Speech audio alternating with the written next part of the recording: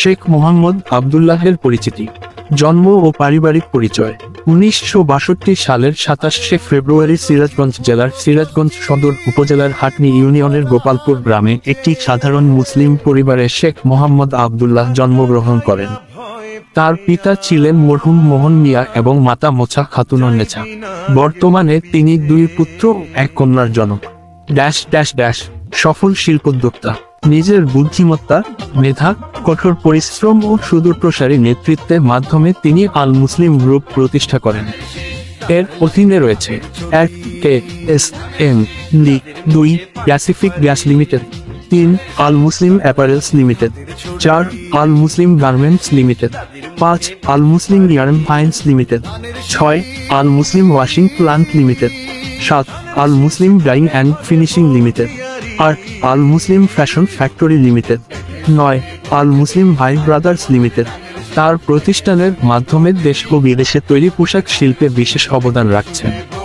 প্রায় 32,000 শ্রমিক কর্মচারী কর্মসংস্থানের সুযোগ পেয়েছে। জাতীয় অর্থনীতিতে গুরুত্বপূর্ণ ভূমিকা রাখছেন। শিক্ষাক্ষেত্রে অবদান, নিজ এলাকা ও নিজ অর্থায়নের শিক্ষাক্ষেত্রে তিনি রেখেছেন অসামান্য অবদান। প্রতিষ্ঠা করেছেন 1 Ali Asgar and Abdullah degree college, 2 Jamia Sheikh Muhammad Abdullah Qawmia Madrasa, 3 Raybazar Abdullah institution ভবন, 4 রাজাপুর হাই স্কুল ভবন।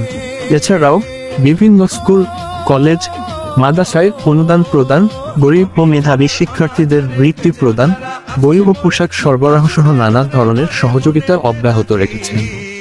2006 সালের শিক্ষাক্ষেত্রে বিশেষ অবদানের জন্য তিনি চ্যানেল আই কর্তৃক সেরা শিক্ষানুরাগী পুরস্কার লাভ করেন। আর্ত মানবতার সেবায় অবদান, অসুস্থ, দুস্থ, এতিম, প্রতিবন্ধী, দুর্গত মানুষকে আর্থিক সহায়তা প্রদান। প্রাকৃতিক দুর্যোগ যেমন বন্যা, জলোচ্ছ্বাস, ঘূর্ণিঝড়ে ক্ষতিগ্রস্ত মানুষের পাশে দাঁড়িয়েছেন। রমজান ও ঈদে অসহায় পরিবারকে খাদ্য, বস্ত্র, আর্থিক সহায়তা দেন। হাসপাতালের অসহায় রোগীদের চিকিৎসা সহায়তা প্রদান করেন। করোনাকালীন সময়ে হাজার হাজার অসহায় মানুষকে খাদ্য ও চিকিৎসা সহায়তা দিয়েছেন। জনকল্যাণমূলক কাজ, নিজ অর্থায়নে গোপালপুরে সেতু, কালভার্ট, রাস্তা, মসজিদ, মাদ্রাসা নির্মাণ সহ বহু উন্নয়নমূলক কার্যক্রম সম্পন্ন করেছেন। প্রায় 1.50 কিলোমিটার রাস্তা পাকাকরণ, রাস্তার 2 পাশে সৌন্দর্যবর্ধনমূলক গাছ রোপণ। আল মুসলিম গ্রুপের মাধ্যমে অসংখ্য মানুষের কর্মসংস্থান।